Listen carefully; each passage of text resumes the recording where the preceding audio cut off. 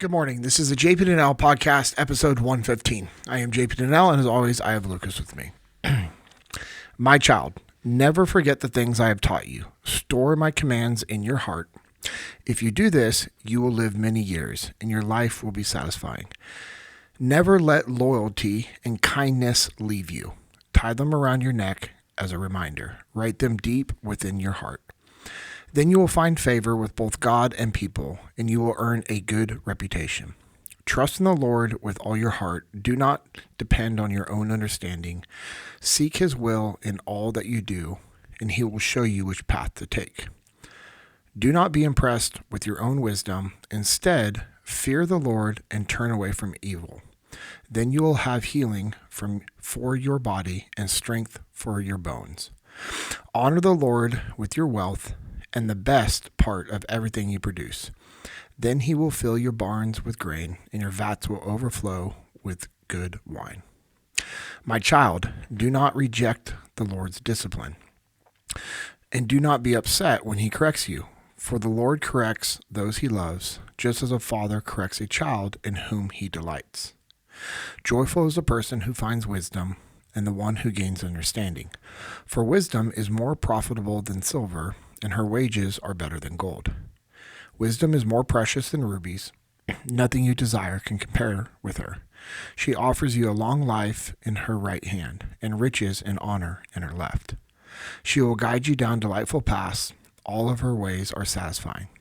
Wisdom is a tree of life to those who embrace her. Happy are those who hold her tightly. By wisdom, the Lord founded the earth. By understanding, he created the heavens. By his knowledge, the deep fountains of the earth burst forth, and the dew settles beneath the light sky. My child, do not lose sight of common sense and discernment. Hang on to them, for they will refresh your soul, and they are like jewels of a necklace.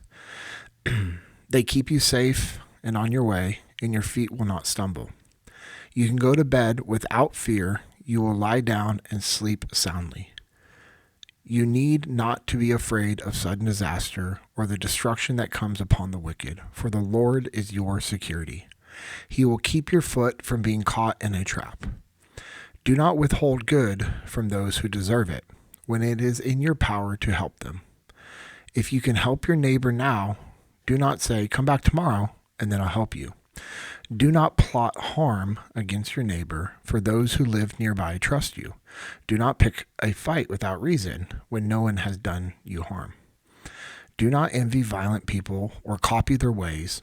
Such wicked people are such wicked people are detestable to the Lord. Why can I not say that name? That word. Detestable is a weird word when you look at it typed. Well, what's funny is we're not going to edit that out so everyone can get a laugh at that. So anyways, such wicked people are detestable to the Lord, but he offers his friendship to the godly. The Lord curses the house of the wicked, but he blesses the home of the upright. The Lord mocks the mockers, but is gracious to the humble. The wise inherit honor, but fools are put to shame. So that was Proverbs 3. The whole chapter. Initially, I was just like, all right, let me get the first 5-6 verses, because I really like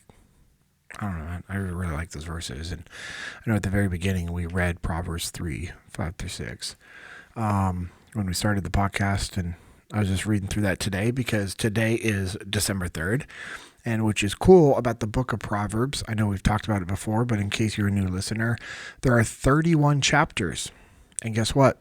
There's up to 31 days in every month.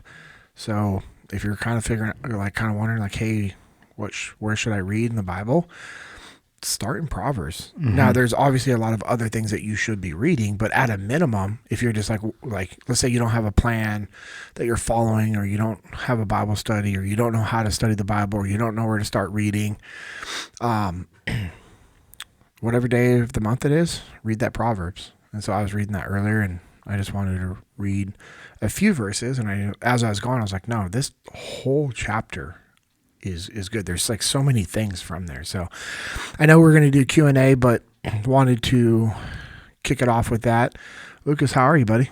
Man, I'm great. Had a wonderful Thanksgiving with the fam, and shout out to, oh man, I don't even know how many once removes he is from it. We went to my wife's stepmom's brother's house for Thanksgiving, and he was a long snapper in the NFL for a lot of years.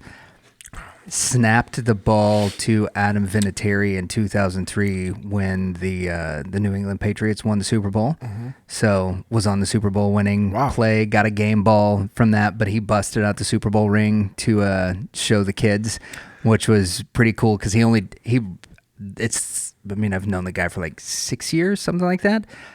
He's never talked about it. Like he's got stuff in there, but like he's never brought the ring to anything. But his wife was like, you should show the kids. So he goes to the vault and grabbed it and showed all the kids. So that was really cool. Dude, so shout out to Uncle Sean for he says he pulls out like maybe once a decade. He'll get it out and check it out. He's like, other than that, he goes, it was on the team. It was a lot of fun, but he was like, I think like the 6 plays I was on the field, then like one of them really counted.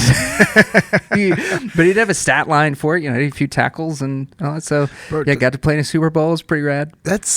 I love that. Yeah. And also, I love the aspect of humility that this guy has. For sure. He's not doing the Uncle Rico like, no. Back in my day, I was in the NFL. I played in a Super Bowl team, which all those things are true. And he could just straight up be 100%. He's a Super Bowl champion. He's a Super Bowl like there's no two ways about it. He's a Super Bowl champion. But he's not dwelling on the past. No, he's not. Pretty rad. But he did bring out the ring to show everybody. Okay, that's not dwelling on, like that is It awesome. Was pretty cool. And so I was talking to Kirsten. I was like, all right, next time we're over there, that we just need to get a picture because Sean's huge, right? He's super tall. He's got big old meat hooks for hands. I just want a picture with the boys while they're still little, with their their fingers in the Super Bowl ring, right? And we never have to take it, like we never have to be around it again, but just to have that picture, be like, hey, cool. Once upon a time. Yep. So it was cool. He and his wife Rachel hosted. They did a phenomenal job. So it was great getting to hang out with them and then getting to hang out with my family and then with her mom's stuff. We just had a great Thanksgiving, and I smoked my 3-year-old at foosball. Yeah, which is great. Yeah, he didn't score a point, and afterwards, wait, you didn't give him some freebies? Not at all. Didn't give him a participation trophy? Got annihilaid. How did he react after that? So he was playing with another kid with his 8-year-old cousin, and his 8-year-old cousin was not taking it well, and Levi just put his hand down him. He's like, "It's okay, man. Sometimes we lose." It was so good. And then, he gave me the good game handshake. And then when his cousin did not, his cousin got a little pouty. Levi came up to me and was like, "I'm sorry, he didn't have very good sportsmanship." I was like, you know what, man? That's okay. That was my most proud moment at Thanksgiving was completely obliterating my kid at a game and him having a good attitude about it and then being like, hey, let's play again. And to be just completely transparent, Levi wins his fair share of stuff. Like there will be times where Dad just doesn't put down a couple of cards during Uno and let him win, so he doesn't get stacked with all the draw 4s or whatever. Yeah, you can't just completely demolish not at everything all the time. Yeah, but you also have to let your kids know, like, hey, you're gonna lose a lot in life for a while. Yeah, and I know that's a good thing for parents to do with their kids, because if you just give your kids everything, if you give them wins, if you don't make them like do chores around the house, you don't make them work, you don't, you buy, all these things, like, guess what? Then you're going to have children as adults. Yep. And those children that are adults that end up having kids themselves and then don't know how to like actually be an adult, and they don't understand like hard work ethics and value, like that's a problem. Yeah. Yeah, it's just cool, though, to see, because 2 things are happening. One, I'm certainly proud of him because he's learning to take the L's and have a good attitude. Mm-hmm. And then the second is that because he's losing sometimes, he's actually getting a lot better at the games that we're playing. Because he's figured out that the line, determines whether or not something is a 6 or a 9 in Uno. and he's figuring out how to like. Uno's a big player in our house right now. He's figuring out how to swap the colors. Oh, nice. Right, that it's not just the wilds, but you can do it with the other cards. And then he's putting down the draw 2s and the draw 4s. Nice. And does he laugh when he does bro, them? he not only does he laugh, like if he gets a number, if somebody's got a green 6 and he puts down a yellow 6, he'll laugh whenever he puts down the color change. He's like ha ha ha. And when before he puts down the draw card or the reverse, he'll look at you and he'll apologize. He's like, I'm sorry. And then puts down the draw 2, and I'm like, oh man, that's dirty. That's awesome. Yeah, but it's so like he's so sweet. Yeah. Because he's 3, and then his brother just parrots whatever he says. So then you get Levi's like, I'm sorry, and gives you the hard stare whenever he puts down the draw 2, and then you just hear Scotty's like, hi Kari. Like, no, you're not. No, you're both terrible right now. Yes. Yep. That's awesome, man. I would say that's a win. Yeah. Yeah. So that was my big victory at Thanksgiving. Yeah. Kid had a good attitude. Any good when he food lost. that you enjoyed? We had my brother makes a homemade pumpkin pie, like from scratch. That's legit. Which brother? Matt. Okay. Yeah. He and it's phenomenal. My mom was given a dessert recipe from my great aunt on my dad's side, and she was the only person that she passed it down to. So we only get it at Thanksgiving. It's called Luscious Dessert. I have no idea what's in it, but it's delectable. It's so good. And then my brother smoked a brisket, because turkey is not the greatest meat that's out there. So we've gotten into the habit of Thanksgiving brisket, and it was phenomenal. Yeah. Could not have been happier. So we had a early Thanksgiving when Hayden was in town, and that was just awesome. Yeah, it's pretty rad, dude. It was awesome. Had a bunch of people over at the house, but it was still awesome. We had... So was this your first Thanksgiving with Hayden? Oh, yeah. We were just reconnected back in January. Yeah, but I mean, that, like, because of when he was born and stuff, you didn't have the opportunity to do that before you and his mom split. Yeah. That's the first one. That's pretty cool, man. It was cool. Yeah, he enjoyed it. My parents were over. My in-laws were over. We had 3 other families over, and then Brent was over as well. So we did a little hybrid Friendsgiving type of thing. Brent Casiglio? Yes, sir. Yeah, nice. Yeah, I just got my hair cut today by the guy that does Brent's hair. Oh, nice. I almost told him I want the Brent, but Brent's better looking than I am, and I don't need that comparison in my life. I mean, whatever. You could have done it. I could have been shamed. You can do anything. You can do anything. This is true. But my buddy Dane came over the day before and spatchcocked the turkey to make it to where it'd be easy to smoke, and then just took it and just literally just cut it into quarters and just smoked it that way, and it was awesome. Tri-tip that Dane cooked as well, which was awesome. So I mean, we had so much food, it was crazy. And I know we talked about this before, but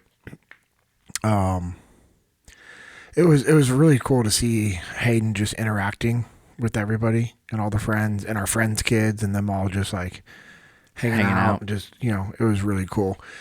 And then on Wednesday, we drove to Mississippi to have Thanksgiving with her aunt and her brother, and her parents flew out there, and we drove out there. So that was really cool to be able to just spend that time with her aunt and her brother, and so we did that. We were there Wednesday, Thursday, Friday. Friday, the ladies all went and ran some errands. They went down to Oxford and did some shopping, and then Senatopia, and then back up into the South Haven area. And Aiden and myself and Jeff sat in the house, kind of took care of some stuff, and then we watched Tombstone, which was awesome. First time Aiden's ever watched Tombstone. Bro. First time Aiden has? Yeah. What? Yeah, I mean, I watched it when I was younger, but man, it had been so long. Like, as things were happening in the movie, I would remember them. Mm-hmm. But I was telling Jeff, I'm like, I can't tell you what's going to happen next. Dude, it's so and then it would happen. I'm good. like, oh, yeah. Jeff, my father-in-law, he's a big, like, Westerns movie guy. Yep. Like, always watching them, just like my grandfather was. And, I mean, he just watches them all the time, which I love because I could watch those all the time also. And my brother Corey and I used to love watching Westerns all the time because my dad would put them on and watch them with us as well. But it was cool to like watch that movie with Aiden, and he was just engaged in the movie the whole time. And then that night we went to this place in Hernando called La Siesta, in this Mexican restaurant, and it is some of the best shrimp chipotle I've ever had in my life. Like we always get extra of it, freeze it, and then bring it back home. Like that's how good it is. And their queso and their salsa is, same thing. Amanda bought a gallon of their salsa, froze it, and brought it back with us. So that should tell you how good this place is. Yeah, no kidding. And then that night we hung out with some of our friends, which was cool to like go out and hang out with some of our friends. The places like we used to go to when we lived there, freaking almost 9 years ago we moved. This January I think will be 9 years. That's wild, man. From when we moved, which is time's weird. Oh, 8 years. No, that would be 8 years. January will be 8 years, which is crazy. So, anyways, it was a good trip. Hung out and then came back. Just time with family. We played a lot of cards. Like golf and Kings in the Corner and some Uno and whatnot. It was just cool hanging out with family and just relaxing and just trying to be present with the family. I didn't do any work emails that week. I was scrolling through and seeing like, hey, is there anything critical? But unless, if it wasn't critical, I just let it stay until Monday. And that was actually really nice to be able to do. It was really nice to be like, actually do that and be like. To really unplug? Yeah, and be like, okay, just quick scan each day of priorities. Like I would do it in the morning and then do it like late afternoon time frame, just making sure. But same thing with text messages. There's some text messages I just didn't respond to. And I'm like, okay, cool. Like this isn't mission critical. What they're saying isn't, they don't need a response right now. Like, let me just try to be present with my family. And it was nice. Listen to Jocko's episode on the Sean Ryan show, which pretty cool. Awesome. Yeah. Listening to him talk about the, no pun intended here, but maybe we'll use the word beginnings instead of origins, but the beginnings of Jocko Fuel and Origin. Yeah. And all of that. And, especially talking about how the energy drinks were such a big motivator for him to do stuff with Jocko Fuel because he saw how many energy drinks those guys were going through on deployments. Also use code JPPod20 to save 20% on all of those energy drinks. Seriously, if you go to jockofuel.com and you use the code JPPod20, you save 20% and it helps the podcast. So thank you. And just hearing him talk about how they figured out how to why they figured out how to pasteurize it. Yeah. Was to keep it clean was really cool. Cause like we've talked about, it's a pasteurized, blah, blah, blah. But we never explained. Yeah. I didn't know the reason why that was so important was to get rid of all of that stuff that they would have to use in order to keep it shelf stable so that it could still be clean energy. It was really cool. And Sean's response is to that. So this stuff really matters to you, man. He's like, yeah. Yeah, but to some people it doesn't, Some people it doesn't. Yeah, some people it's just a marketing thing, and it's really not for them, which is really cool. I can't remember what it was, what podcast that I was on with Jocko, but he was talking about that, and he's like, "Yeah, you're one of the reasons why I needed to create a healthy energy drink." No doubt. No. I mean, like we've talked about your previous energy drink consumption, and it was a lot. Yeah. Yeah. I mean, I think like what was it, a few weeks ago when we had the Jesus and Jiu-Jitsu board meeting in the evening, like I get there and everyone's like ordering drinks from this little coffee shop that we went to. And, some guys are getting coffee, some guys are getting energy drinks. And I'm looking through, I was like, I'm kind of at my max caffeine. And like Steven made some smart aleck comment, like joking, but Steven, he's just, he's always going to, make some little comment in a joking, jestful way. That's just Steven. And I was just like, bro, I am at like 8,000 milligrams of caffeine for the day total. I was like, I don't. And so I asked the lady, I'm like, hey, what's your energy drink with the least amount? And that was the night I came and recorded with you afterwards. And so I was just like, I'm gonna need a little something to get through this board meeting, and then gonna go record with Lucas. Oh, great. Good times. You gotta have that fuel. All right. You ready to jump into some Q's and A's? So some Q's and some A's. Let's do it. Go. So the question number 1, is discipline genetic or is it learned? Both. Okay. But it is primarily learned. And the reason why I say both is because there are some people that are they are wired to be very structured and disciplined. Like it's how they operate, call it OCD or whatever. Like there are people that are just wired to where it appears like they are more organized and disciplined, but discipline is a skill set, and the reason why I said both is because, one of the things a question that we get at Echelon Front is, are leaders born or made? And the answer is both, because all of us have different leadership qualities that we are born with, while all of us have a lot of leadership qualities that we have to develop. You might have a few leadership qualities that you're born with, but to be a great leader, there's a lot of skill sets that you have to develop. And discipline is a skill set. You have to be disciplined with all the little things so that you can be disciplined with the big things. And discipline gives you freedom. One of the things I like that my buddy Pastor Chris Lerma talks about is discipline produces desire. And him and I were talking about that one time, and he said, if you're disciplined with reading your Bible and studying the Bible and praying and giving God praise and listening to praise and worship, if you can get disciplined to create that habit, you are going to desire it more and more and more. Therefore, the discipline to do it is going to increase as well. One of the things we talk about at Echelon Front with discipline equals freedom is people don't like discipline being imposed upon them unless they understand the value of it.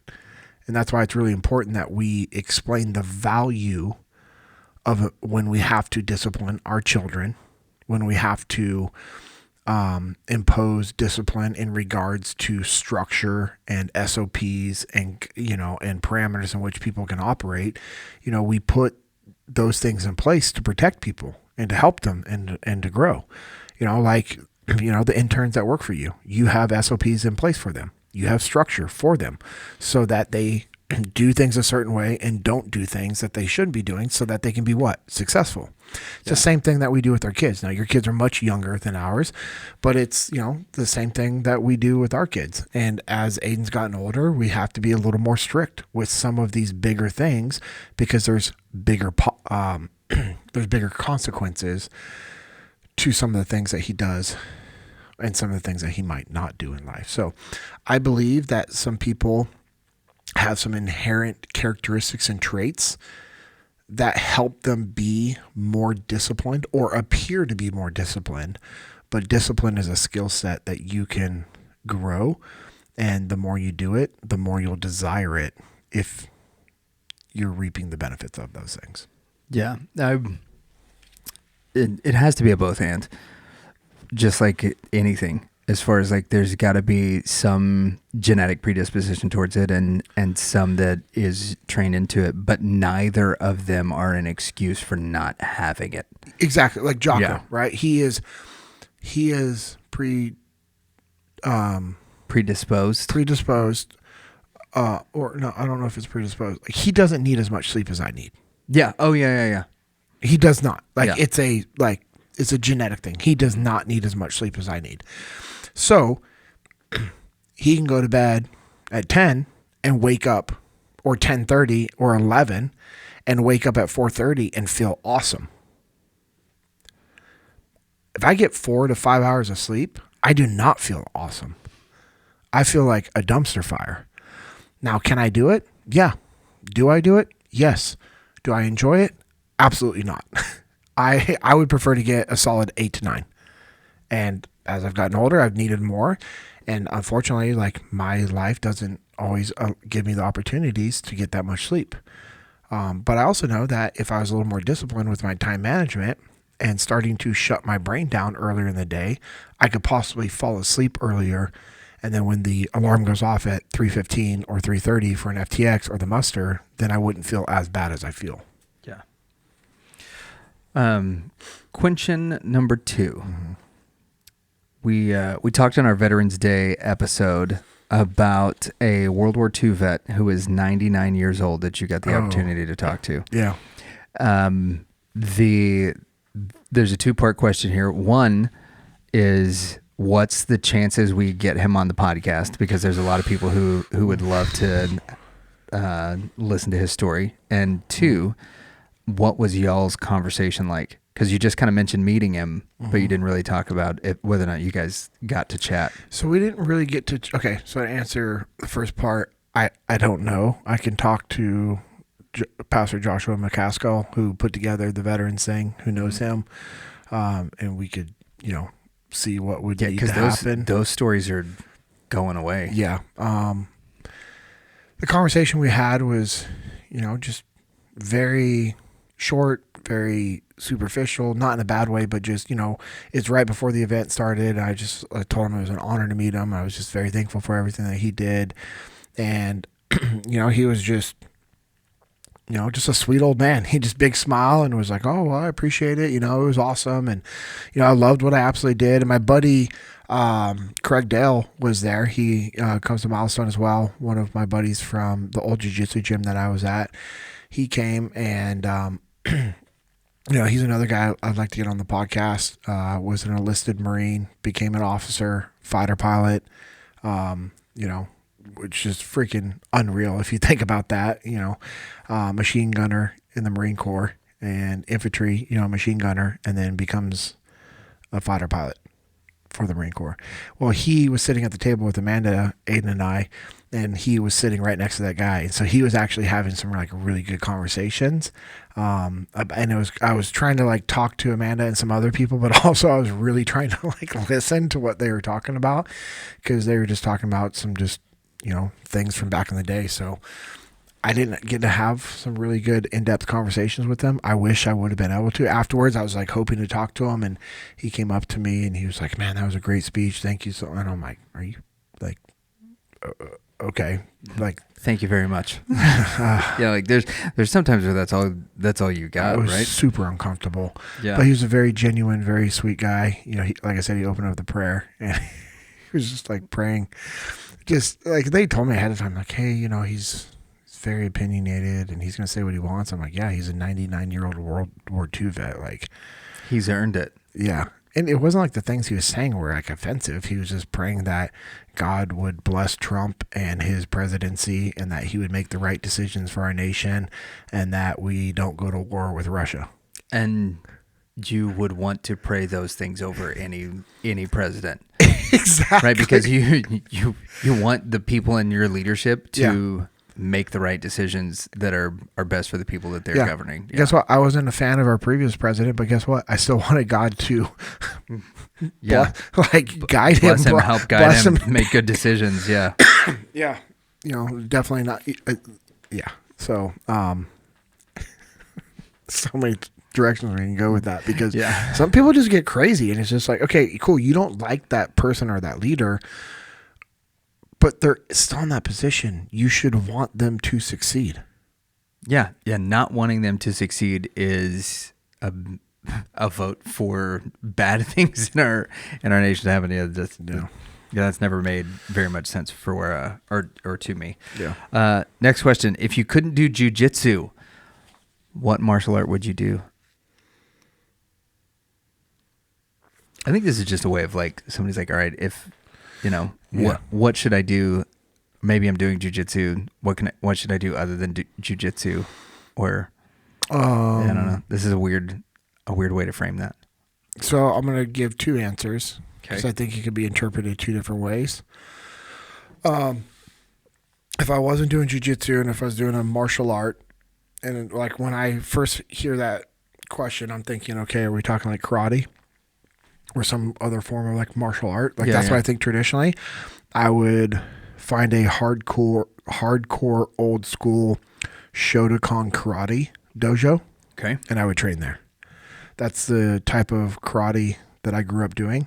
It's the same one that Lyoto Machida does. Mm-hmm. UFC. Yeah, UFC champ. Yeah. Yeah. And so I would do some hardcore like Shotokan karate. And I say hardcore because some karate schools, actually most, have become very watered down, and it's a buy your belt business. And that the gym I grew up in was not. Niavaroni's kickboxing. He still has a gym in Roseville, California. And sometimes when I'm back home and I have the ability to go see him, I stop in the gym and say hi. He actually was the trainer and coach for Dennis Alexio, who was the world heavyweight kickboxing champion. Oh, wow. 50-something and 1. Only lost his first fight. And the guy he lost his first fight to, it was his first professional fight. And this guy had a crazy amount of kickboxing fights. He lost to him and then went on a 50-something win streak. Bro, that's and that guy would insane. never fight him again. The guy literally would never fight him again. I don't blame him. Yeah, multiple world championships and belts and titles. Remember the kickboxing movie, Kickboxer, with Van Damme? Yeah. And remember that guy who's in a wheelchair in the movie? That's Dennis Alexio. He's not really in a wheelchair, but he plays a guy in a wheelchair because he got paralyzed from that one fighter. That's actually Dennis Alexio. That's cool. So seeing him in the movie, I was like, what? I actually was able to, a few times that he fought in Sacramento, before he fought, I was backstage with him because, my trainers are all back there and getting all these other fighters. And it was cool to like actually pray with him and pray over him before some of his fights. Yeah, that's pretty rad. And only reason I say that is like, I'm thankful that that's the way my parents raised me, to have that boldness in my faith. And for me to be in high school and going up to a world champion, like heavyweight champion, and saying, hey, Dennis, can I pray over you and pray with you before this fight? And he's like, of course, kid. Yeah. That's literally what he said. He said, of course, kid. He lived in Hawaii. He was like this cool dude. But anyways, I was able to like walk out to the ring with him for a few of his fights. And that's pretty neat. Yeah. So if it wasn't like that traditional Shotokan karate, it would be Muay Thai. Yeah. Yeah. What you have you done any like, what is it, sambo or like catch wrestling or anything like that? No, I don't think so. That would be cool. Yeah. Like I've never tried either of those things. Yeah. Not that surprises anybody, but but yeah, I would think those, because there's guys who have done those that have been fairly successful in MMA. I mean, that would be right? rad. You wouldn't go to like Dagestan for 6 months and. No, there's a few reasons why I would not go there. I mean, I would go there for a few reasons, but there's also a few reasons I would not go there. Yeah, okay, yeah, that makes sense. But all right, so an old school Shotokan karate place or Muay Thai. Yeah, let's go. Have you been keeping up with? Because the sambo catch Dylan? wrestling is like very close to jiu-jitsu. Yeah, so that's why I kind of. Yeah, the rule sets in those are almost identical. Yeah. Have you been keeping up with our buddy Dylan? Dylan Cooper? Yeah. Who was over in Thailand doing Muay Thai stuff? My best friend and old roommate Derek Benson used to do that. Oh, really? Yeah, there's a few trips I was supposed to go, and of course it's like such a reminder that life is so short, because I always thought I would have the chance to go to Thailand with him to train, and then he got killed on the helicopter crash. It was extortion. Yeah, 17. Yeah. So, but yeah, I would love to. My dad's gone to Thailand and trained. No way. Yeah, a few times. Really? Not a few. Yeah, I think twice actually. So we've got. If you couldn't do jiu-jitsu, can we get the World War II vet on the podcast? Is discipline genetic, or is it something that's learned? A lot of people are asking how recovery on the biceps going. Yep, you still got the robot arm. Still got the robot arm on. It's good. I had my doctor's appointment yesterday. Yeah. And he said I am ahead of schedule. That's good to hear. Yeah. So I am ahead of schedule, and so you were checking everything out.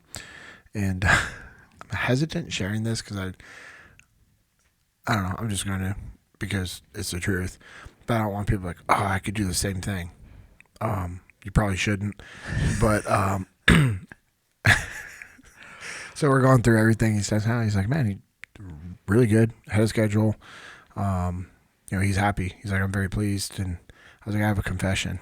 He kind of looks at me. I was like, because he made a comment about physical therapy, and yes, I told him that I have not gone to physical therapy, and I've just been doing it all on my own.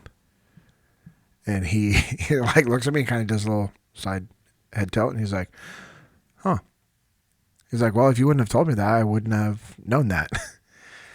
And we were talking just about like the rehab and everything else like that. And I explained to him, I was like, "Hey, when your physician's assistant told me everything I would be doing in physical therapy up until this appointment, I was able to retain it, and I know like my body, and I've been through rehab and physical therapy before, and I really like to study the body and all those things."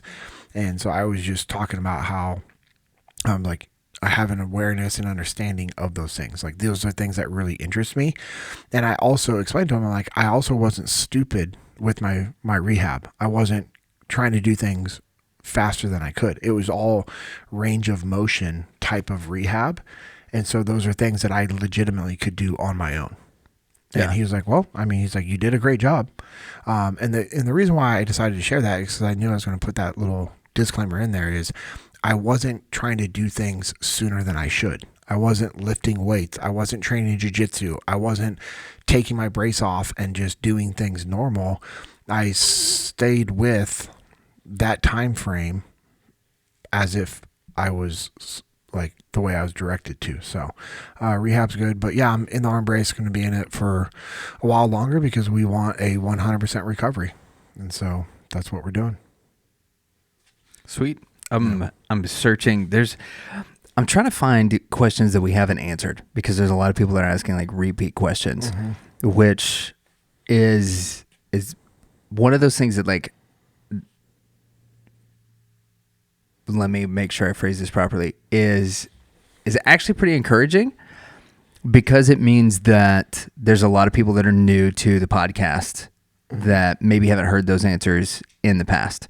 So I'm going to ask a couple of oldies. And so if you guys have heard answers to these before, it's like, hang with us. If you're new to the show, then we'll take a couple. But these are ones that I'm seeing like over and over again that the people are asking. So the first question is, what was it like serving with Jocko?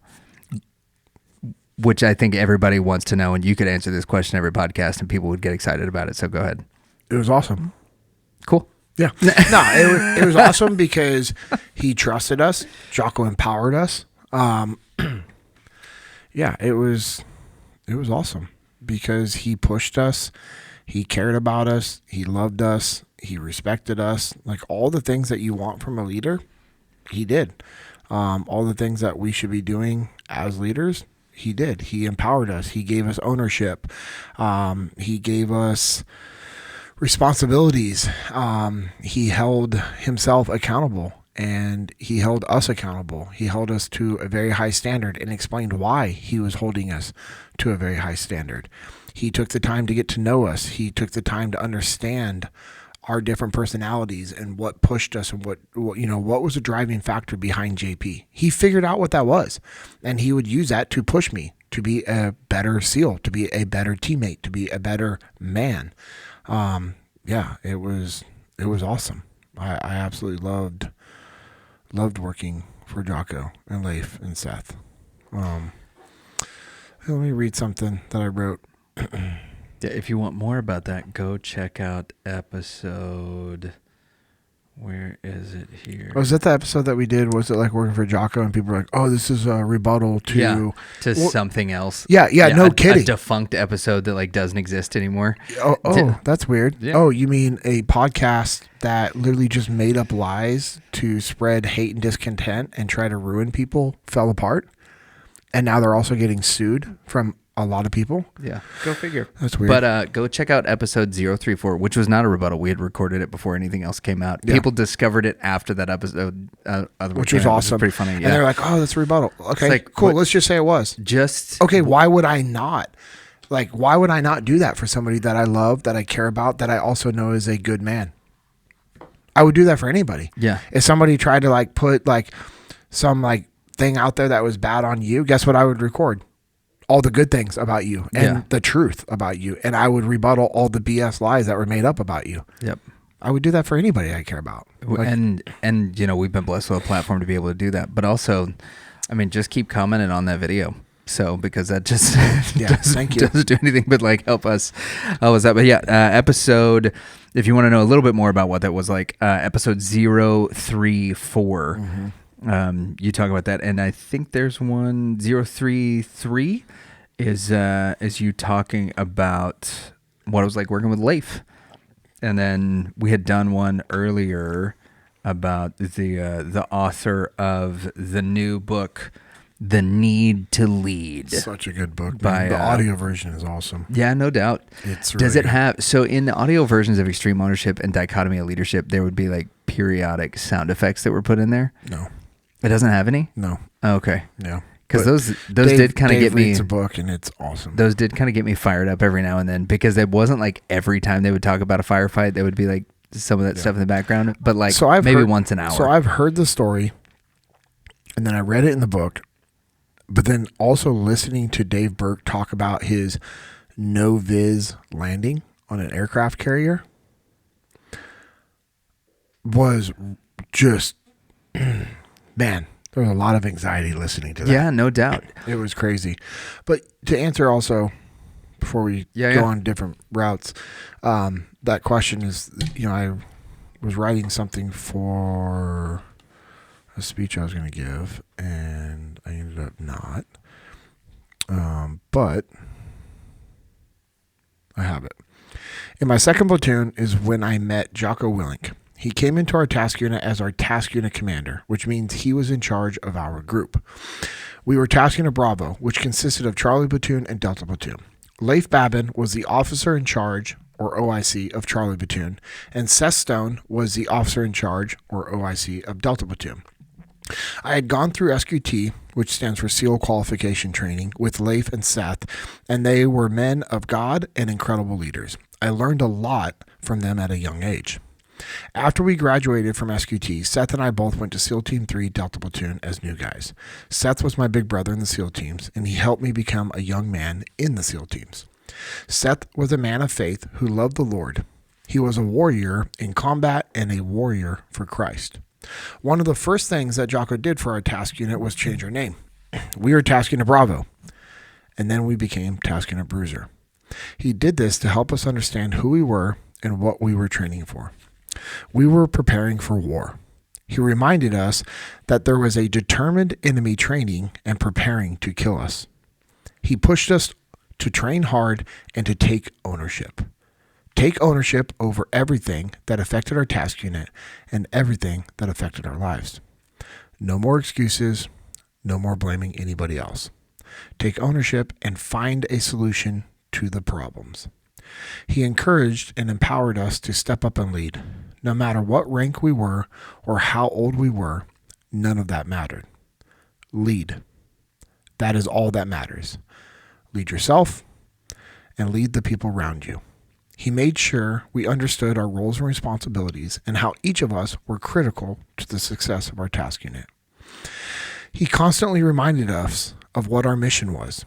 He had very high standards for us, and he also had very high standards for himself, which he maintained at all times. His high standards, expectations, and hard training is how I knew Jocko not only cared about us, but he loved us. Jocko, Leif, and Seth truly cared about us and loved us. They cared more about us than they did themselves. They were and still are the leaders I hope to become. So that is one page of 13 that I typed up. Wow. So what was that going to be for? A talk at church. That's pretty cool. Yeah. So. Wow, man. Yeah. What, I guess, I want to probe more into that, but maybe. Go ahead. Yeah. So what is that's the intro to the talk. No, that's page 4. Oh, that's page 4? Yeah. Okay. Right on. Yeah. So what was the what's your scripture that you're using for that talk? I don't know. There's a few in there. Okay, yeah.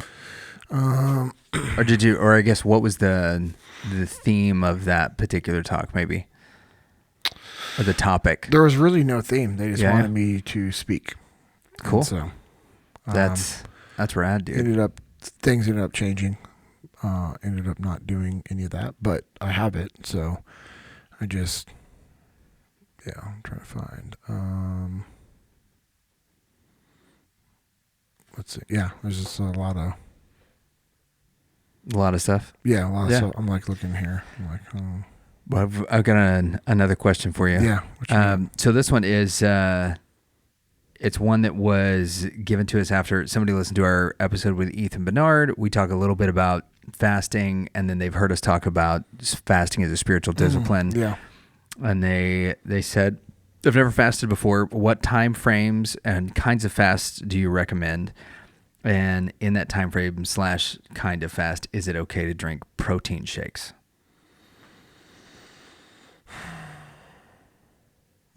I mean, I feel like we should have this question for like someone like Roman or Jonathan and or Aaron Archer, you know what I mean? But well, he's wanting to fast less for health reasons, more for spiritual reasons. So he's asking, like, what kinds of fasts do you do when you're doing them for spiritual reasons? And then, so there's different types of fasts that you can do. Mm-hmm. There's a water only fast. That's usually, if I'm fasting for spiritual reasons, like I'm just like, why would I want to? And this is not against anybody else who does different versions of fasting. But if I'm fasting for spiritual reasons, I'm doing a 100% water only fast. Yeah. I'm not doing. So what's the duration of that for you typically? It could be 3 days. It could be 7 days. Yeah. I did a 21-day fast once. That was water only? Yeah. Okay. I did have a meal in there at the 14-day mark, I believe. But that's because Amanda and I were out in Virginia Beach for my upgrade ceremony. Yeah. And there was like this big thing, and Seth was there and a bunch of other guys, and guys were getting ready. Upgrade, is this from bronze to silver? Yeah. Okay. BV to silver. And so there was like this big meal that everyone was doing, and I was like, you know what? Okay. Like this, I mean, this could be the last meal I get to have with some of these guys that were getting ready to go on deployment.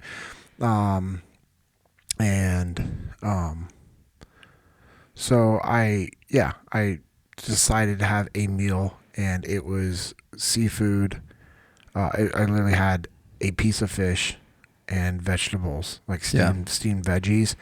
And still ate like very, very clean. And water, which, some people do fast, like where it's like only seafood and veggies. Like a Lenten fast or something like that. They could do that. For Lent, and then there's like the Daniel fast. Yeah, which is primarily, it's no rich foods, right? So you'd stay away from like... there's no meat. Fried foods or... Well, no, the Daniel fast, I don't think you can do any meat. It's literally just vegetables and like beans. Yeah. And, so, okay, technically I didn't do 21 days, but I did 21 days water only except for that one meal. Right. But for spiritual, I mean, and here's the other thing. Like, I know Tyrone talked about this, and he's shared this a lot from, different messages when he talks. He actually has a message that he did, a milestone about fasting. And like they always usually have him do the fasting one because he's known as like he'll do these fasts. Mm-hmm. And he has a really good job. Does a really good job articulating it. But one day he like fasted for 30 days, but it was lunch only. And what he did is when he was working construction, instead of taking his lunch break and going to do whatever, he spent this time just praying and meditating and listening to praise and worship instead of eating, right? And so that's what he would do. And he's really big on, hey, anytime you're getting ready to make a big decision in life, you should fast. 100%. Yeah. And that's actually something I was talking to Aiden about, and I'm going to he's competing So when this episode comes out, he's competing tomorrow at the Waco Open. Okay, yeah, right on. I'm bummed I'm going to miss it because I'll be flying to Orlando for the muster. But after he's done with his jiu-jitsu tournament, I'm going to encourage him within the next week or two to do a 48 to 72 hour fast and just fast and lean in on the Lord on what the next steps are that he needs to be making as a young man. Yeah. So I don't think it's so much like what you do, but it's why you do it, like your heart posture. Yeah. So is it one meal a day that instead of sitting down and eating lunch, you're reading your Bible for 30 minutes? Like literally just reading your Bible for 30 minutes and praying, or reading for 15 minutes and praying for 15 minutes. That's a long time to be praying, by the way. Yeah. 15 minutes of prayer is going to be very hard for people to do. So I think, it's more of like your heart posture. That's the way I've always looked at it. Yeah. And the other thing, like, the Bible also tells us, like, hey, when you're fasting, don't be bragging about it. Right. Don't be fat, like, don't make it obvious. Don't be trying to make yourself look emaciated and all of this stuff in order to get praise from others. Like, oh, look at how he's fasting. Oh, look at that. Yeah, how holy he is. Yeah. So, that's what I've done. It's like, if I'm fasting for spiritual reasons, it's usually like a 2 to 3 day fast. Yeah. I'll usually fast going into pursuit if I'm serving. I usually do that like the day of like that Thursday, and sometimes even Thursday, Friday. Yeah. And so I'll be fasting just because God puts it on my heart, and I'll do it. Yeah. But there's other times I haven't, and I've gone to pursuit to serve, and it literally was not even, it wasn't even a thought of the fast. And I was just like, all right, cool. Yeah, here we are. Enjoy my food as I'm driving out to see the canyon.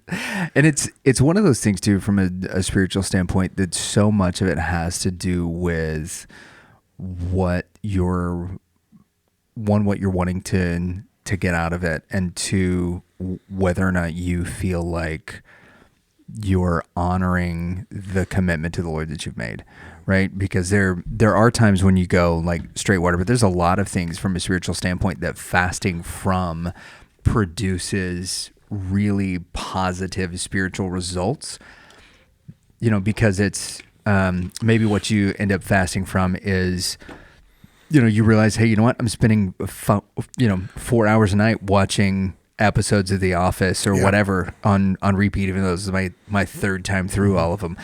Maybe what I do is I fast from social media. Fast from social media, shut the television off. There's some of those things, but particularly when it comes to food, this goes hand in hand with the stuff we were talking about earlier when it comes to discipline. The spiritual discipline of fasting and coupling it with prayer is so important, and it's something that's so often overlooked by people because it takes a tremendous amount of willpower. Yeah, absolutely. Stephen in his church, they did a 40-day fast. It was like all different types. And he decided to do liquid only. But like homeboy was still consuming all the calories. He was literally like making like a loaded potato soup and blending it and then just drinking it. So he wasn't fasting from calories, but his whole thing was he was like it was going to be liquid only. So denying the desire of the flesh to actually chew and eat like a steak or eat food. Right.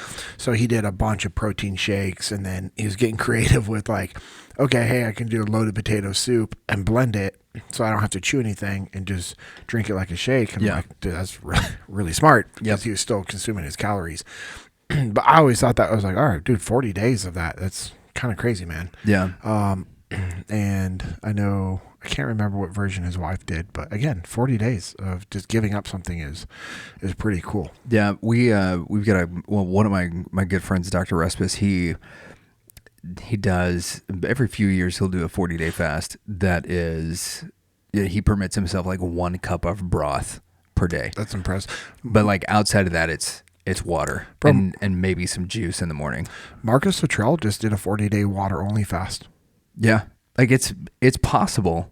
Yeah. But it's not. Well, he did it because he's like, I guess I need to get connected with him. Yeah. But he, his wife's been sharing like the kind of the journey of it. I mean, dude, he got saved. He quit drinking. Bro, he looks like a completely new man. Yeah. Which is awesome. Yeah, and it's been crazy to, see and hear some of those stories recently that have come out from a lot of guys in your community. Yeah. Right? Sean Ryan recently within the past little bit, and he's having a really interesting journey and experience, and then so is Marcus, and man, what I can't think of the guy's name. I think it might. Oh, dude, I'm gonna butcher it, but he was just recently on Joe Rogan. Got a giant red beard. Seal. Yeah. Runner. Yeah. Yep. Crazy endurance runner. Yeah. And just absolute stud. Oh, I can see his name. I can't. Chad Wright. Yeah. There you go. So that guy, Chad, is absolutely just on fire and is really, really well spoken about it. Ben Wallach is another one. Yeah. Chad had a really good episode on Andy Frisella. Oh, really? Podcast a couple years ago. Dude, it was awesome. Really? Awesome. All right, I'll have to go back and listen to that. But yeah, just the idea of fasting as a discipline is one of those things that kind of gets lost, but it is one that if you start to do it and to make it a point to say, hey, you know what, once a quarter I'm going to fast, and then, I'm going to start and then stop whenever I feel like, whether it's the Holy Spirit's, says, hey, you know what, this is good, or whenever you're getting ready for a big decision is another great time to begin that practice. But we've always done like 1, 3, 7, 21, and 40 have always kind of been those numbers. I did one just the other day. Yeah. It just was like heavy on my heart, and I was like, okay. And so it was just a little 24-hour, like nothing big. Originally I was like, all right, cool, I'll do 3. But I hadn't made a decision yet. I just wasn't like really leaning either way. I just knew if at a minimum, I need to really focus on hearing from the Lord tomorrow. And so when I woke up, I just did not eat anything. And of course, it's like when a man is like cooking all this like good breakfast and stuff, I'm like, you gotta be kidding me right now. Yeah, that's but the I day also that the didn't chocolate tell chip her. pancakes but I show didn't up. tell her I was going to. Right. And then I was like, she's like, hey, you want some? And I was like, no. I was like, I'm good. I was like, I'm gonna fast today. She's like, oh, okay. She's like, how long? And I was like, I don't know. I'm not sure yet. She's like, okay. And then that evening when, I'd already worked through a lot of stuff, and I was like, okay, cool. I think I'm where I need to be. I'm good. Like, and so I ate like a really light, I think I had bone broth. Actually, I had like 2 things of bone broth, and I was like, all right, I'm good. Going to bed. Yeah. And then the next day I just ate normal, and ready to roll. Everything was good. Yeah. So my biggest suggestion on that is do it. Try it out. Yeah. Yeah. Start small. Yep. Pick, dude, anybody who's listening to our podcast can go 24 hours without food. Yep. You can. Drink plenty of water, but drink water with some, electrolytes, add a little hydration packet into it. Yeah. A little bit of salt, maybe, if you're really concerned. I mean, if you're hitting those Jocko hydrates, you're good. You're good. Yeah. Yeah. And when I did that 21-day fast, I was also working out every day and traveling and speaking and being a dad and being a husband. It's very doable. Doing everything. Yeah. So anyways, that's a good question. I like that. Yeah. I think it would be cool to dive deeper into that one. For sure. Yeah. Maybe when Tyron comes back on, we can hit him up for that. So, dude, we've covered a lot of ground on this one. Yeah, we have. Yeah, I think this is a good spot to start wrapping for 115 and to tell everybody, hey, thanks so much, because episodes like this, y'all are the driving force behind them. It's your questions that make these episodes happen. So if you've got questions for us, go check us out at JP Dinnell Podcast on Instagram, at JP Dinnell or at Lucas Pinkard, and drop us a question on any of those. You can drop us a question in the comments on this YouTube video as well, or if you're over on Spotify, go do that, because the number one question on Spotify remains, when is BTF Tony coming on the show? Which just cracks me up because we've addressed it a few times, and yet still it comes back to that. So drop us a line because we are looking at all of those. So thank you guys for liking, for subscribing, for dropping lines in, for the reviews. They've been super encouraging, and those 5-star reviews and those written reviews really do help the podcast out quite a bit in the algorithm. And make sure that you tell a friend if this has been something that has encouraged you. Make sure that you also go check out at Echelon Front. JP mentioned he is leaving for the muster. Muster 023 is in Orlando. Our buddy Ethan Bernard is going to be there. He's stoked about it. He and I were kind of chatting back and forth. He's like, what should I expect? I was like, don't expect anything. Go in with absolutely no expectations, and then the next day bring a head wrap so that your mind is not blown by what you. He just kind of chuckled. I was like, no, seriously, just go in with an open mind, ready to learn, and if you do that, you're going to be absolutely blown away by the stuff that you get there. Something I would also suggest whenever you pick up the books: Extreme Ownership, Dichotomy of Leadership, The Need to Lead. Keep those expectations at a minimum, because the more you go in predetermining what you're going to get, the less lesson you are going to get out of it. So I would just suggest grab a pen, grab a highlighter, sit down with them and check them out. If you want to get further into your leadership journey, go check out that Extreme Ownership Online Academy with the Monday calls, with the online classes that you can sign up for, some of the certifications and stuff that you can get, and the new partnership that they've got going on with the university, so you can get your master's level in leadership, partnering with Echelon Front. There's some really cool stuff going on there. So make sure that you check all of that stuff out. Once you get that done, go head over to at Jesus and Jiu-Jitsu USA. You know, we talked a little bit about we talked a little bit about Jiu-Jitsu, what martial arts you would do if you couldn't do it.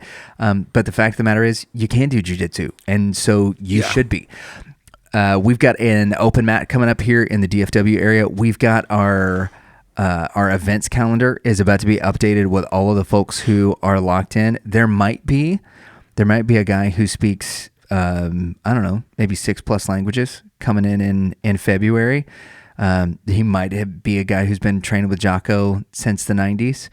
Somebody who's been at immersion camp a time or two. Maybe he's got a few pro fights under his belt. He could be coming to grace us with his presence. What date is that? In February. He sent a text message that said, "I'm 80% sure it will be this day." So we'll, as soon as we get more than 80%, which is pretty. I think that's a good commitment from a guy who's a jiu-jitsu instructor. If you can get 80% commitment from somebody that's that far out, yes, that's good. But yeah, you could put it on your list or something, and so go check out the events as they're. I have a feeling this is gonna be a no-gi.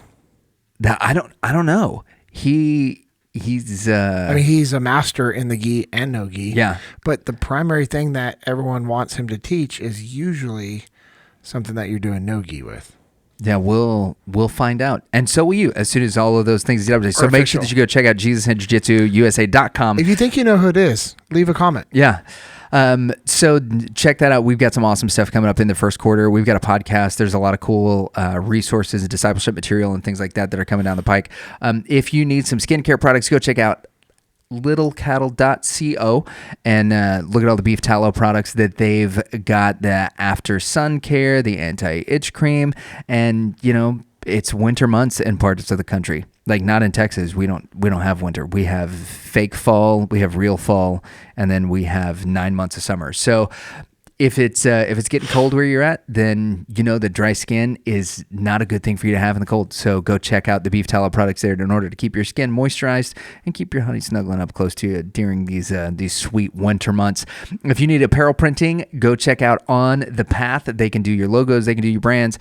All of your apparel printing needs can be handled by those folks over at On the Path Printing. And then, you've done your jiu-jitsu. Now it's time to get up on that pew-jitsu. Go check out at Bruiser Arms. They've got custom gear packages. That is JP, Leif, and Jocko. They do custom training down in the Dripping Spring area. It's an awesome facility. The gear packages they put together are so sweet. And I'm still waiting on my prototype pack, which has not been promised to me, but I'm still silently pushing for. And finally, Not so silently, actually. I've mouthed out about that quite a bit. It's a weird way to be silent, talking about it all the time. It's my favorite way to be silent. Oh, cool. Yeah, I'm silent like my 3-year-old is silent. Like, well, actually.